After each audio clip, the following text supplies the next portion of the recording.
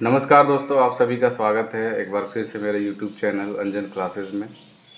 दोस्तों, आज मैं फिर से टीजीटी 2016 के संबंध में कुछ जानकारी आप लोग के समक्ष रखने आया हूं और उम्मीद है कि ये जानकारी आप लोग के लिए लाभप्रद होगा। कुछ ऐसी बातें हैं जो हमारे केस से संबंधित है और ये केस अब इस मोड़ पर पहुंच गया है कि हमारे लिए बहुत ही निर्णायक समय आ चुका है। दोस्तों, आपको पता होगा कि अगली जो तारीख है वो 8 मई को रखी गई है और 8 मई को जेएसएससी के द्वारा टेबुलर चार्ट के माध्यम से सारे जितनी नियुक्तियां हुई है उन सब का डाटा मांगा गया है। कहने का मतलब है 17,786 में से जितनी सीटें नियुक्त हो गई है, जिन सीटों में नियुक्ति हो गई है, उन सभी सीटों का एक डाटा मांगा गया है कि कितनी सीटें हो गई और कितनी सीटों में नियुक्ति अभी बची हुई है। तो इससे यह क्लियर हो जाएगा, 8 तारीख को ही यह क्लियर हो जाएगा कि कितनी सीटें अभी बाकी हैं। इससे पहले ये काम नहीं हुआ था दोस्तों, क्योंकि आप देखते होंगे आज तक जितने भी सुनवाई हुई है ये डाटा अभी तक प्रस्तुत नहीं किया गया है कि कितनी सीटों में हमने अभी तक नियुक्ति कर दी गई है। अगर जेएसएससी ये डाटा कोर्ट को दे देता है तो यकीन मानिए कि हमारी जीत निश्चिंत है। जेएसएससी यहाँ पे फंस जाएगी अगर थोड़ा सा भी इधर उधर उन्होंने डाटा को उलटफेर करने का कोशिश किया तो जेएसएससी कटघरे में आ जाएगी। क्योंकि आपको पता है कि जेएसएससी ने अगर गलत तरीके से कोई नियुक्ति की होगी तो कोर्ट के द्वारा किसी को बख्शा नहीं जाएगा, वह भी वो सज़ा के पात्र हो सकते हैं। इसीलिए जेएसएससी यहाँ पर फंसी हुई है। सरकार के भी गले में हड्डी का काम बना हुआ है। एक तरह से कह सकते हैं कि हड्डी फंसा हुआ है और निगलते बन रहा है ना उगलते बन रहा है। मतलब है कि दोस्तों ये जो अभी कोर्ट का मामला चल रहा है टीजीटी का, इतना जान लीजिए कि हम लोग 100% इसमें जीत रहे हैं, 100% जीत रहे हैं। सरकार फंसी हुई है यहाँ पे और वह नियुक्ति देने के लिए बाध्य होगी, हम इतना आपको बता रहे हैं। जैसे ही डाटा क्लियर हो जाएगा कोर्ट के सामने तो सरकार नियुक्ति देने के लिए बाध्य हो जाएगी। जितनी सीटें बचेगी, भले ही एससी एसटी वाला जो सीट है वो अलग मैटर है, लेकिन उसके अलावा बहुत सारी सीटें अभी सामने आएंगी जो खाली गई हैं। सरकार ने या जेएसएससी ने रिकमेंडेशन को ही अपॉइंटमेंट मान लिया है। आप 2 अगस्त 2025 का जो ऑर्डर, माफ़ कीजिएगा, 2022 का जो ऑर्डर आया था उसको अगर ध्यान से देखेंगे तो उसमें सरकार ने उसमें सुप्रीम कोर्ट ने स्पष्ट रूप से कहा था कि अभी तक जितनी सीटें खाली बच रही है उन सीटों पर स्टेट मेरिट बना करके सभी सीटों को भरा जाए। ठीक है। अब इसके बाद क्या करता है जेएसएससी कि यहाँ से थोड़ा सा खेला करना चालू कर देता है।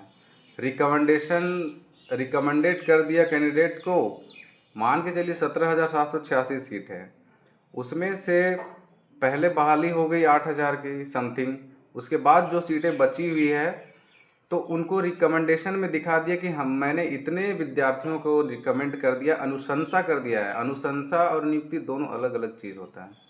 जब तक सारे सीटों पर नियुक्ति नहीं हो जाती तब तक उसको कंप्लीट नहीं माना जाएगा। तो जेएसएससी ने यहाँ अनुशंसित दिखा दिया है, लेकिन ये तो मान्य नहीं होगा। सुप्रीम कोर्ट का आदेश है कि सभी सीटों को भरा जाए। इसीलिए 2 अगस्त को जो भी ऑर्डर आया है सुप्रीम कोर्ट का वही सर्वमान्य होगा और उसी को आधार मान करके ही आगे चलना होगा, और चल रहा है अब तक यह केस। उसके बाद 15 दिसंबर 2022 को जो कुछ भी आदेश आया था सुप्रीम कोर्ट का वो उतना तवज्जो देने वाली बात नहीं है। उसमें सिर्फ इस बहाली प्रक्रिया के प्रोसेस को बताया गया है और उसको जल्द से जल्द भरने के बारे में बोला गया था, और सोनी कुमारी का जो भी मैटर था उसमें उसके बारे में बात हुई थी। अदरवाइज़ मेन जो यहाँ जजमेंट आया है वो 2 अगस्त वाला ही माना जाएगा और उसी को आधार मान करके इस केस का फैसला आने की संभावना है। ठीक है, आज हम इतना कॉन्फिडेंस से इसलिए बोल रहे हैं दोस्तों कि हमारी जीत पक्की है, क्योंकि हम सबको हकीकत पता है। वो एक चार्ट आया था, उसमें सब लोगों ने देखा है रिकमेंडेशन कितना हुआ है और अपॉइंटमेंट कितना हुआ है। उसके बीच के फ़र्क को सबको समझ में आ रहा है। इनफैक्ट कोर्ट को भी समझ में आ रहा है कि रिकमेंडेशन और अपॉइंटमेंट क्या होता है। इसीलिए हम कह रहे हैं, बार बार कह रहे हैं कि जीत हम लोगों की निश्चिंत है। चाहे भले लंबा खींच रहा हो, फाइनल डिस्पोजल हम समझ सकते हैं कि फाइनल डिस्पोजल में इतना समय नहीं खींचा जाता, ये भी एक नियम है। लेकिन कर भी क्या सकते हैं दोस्तों, जज बार बार चेंज हो जा रहे हैं, दूसरे जज आ जाते हैं, हर 3 महीने में बदल रहे हैं जज, तो इसमें थोड़ा प्रॉब्लम आ रहा है। लेकिन अब हमको लगता है कि जो डाटा मांगा गया टेबुलर चार्ट के माध्यम से, तो अब जज साहब भी स्पष्ट हो जाएंगे कि इसमें खेला हुआ है दोस्तों। जज साहब भी समझ जाएंगे और ऑर्डर दे देंगे। 8 तारीख को लगभग सिनेरियो क्लियर हो जाएगा कि आगे क्या होने वाला है, सीट का ब्यौरा मिल जाएगा। उसके बाद स्पष्ट आदेश आएगा, टाइम बाउंड दिया जाएगा कि कितने दिनों में नियुक्ति प्रक्रिया पूरी की जाए। सबको लगता है कि जज साहब चेंज हो जा रहे हैं, हर तीसरे महीने में बदल जाते हैं। हालांकि ये परेशान करने वाली बात है। सबको लगता है कि कहीं न कहीं ये लंबा खींच जाएगा और काफ़ी दिन लग जाएगा, हम लोग के केस में बुरा प्रभाव पड़ सकता है ये वो। लेकिन मेरा पर्सनल ओपिनियन ये है कि इससे कोई फ़र्क नहीं पड़ने वाला है। जज साहब चाहे चेंज हो, वो एक कोर्ट का मामला होता है, उसका अपना नियम होता है। लेकिन जो भी ऑर्डर्स अभी तक आए हैं, उसको देखते हुए फैसला जज साहब ज़रूर देंगे। और उम्मीद है कि इस बार तो लगभग क्लियर हो ही जाएगा, सीट जब पता चल जाएगा तो। उसके बाद ज़्यादा समय लगने की संभावना बिल्कुल भी नहीं है, आप लोग निश्चिंत रहें।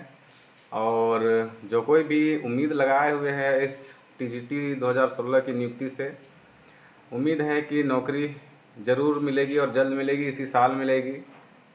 आपने मेरे चैनल को इतना प्यार दिया है, इसके लिए आपका बहुत बहुत आभार। इसी तरह प्यार बनाए रखें, और हमारी जानकारी अच्छी लगती है आपको, तभी मुझे इतना प्यार दे रहे हैं। इसके लिए बहुत बहुत धन्यवाद आप सबका। मेरे वीडियो को ज़्यादा से ज़्यादा शेयर करें, लोगों को जानकारी पहुंचाएं। तब तक के लिए धन्यवाद। शुभ रात्रि, जय हिंद।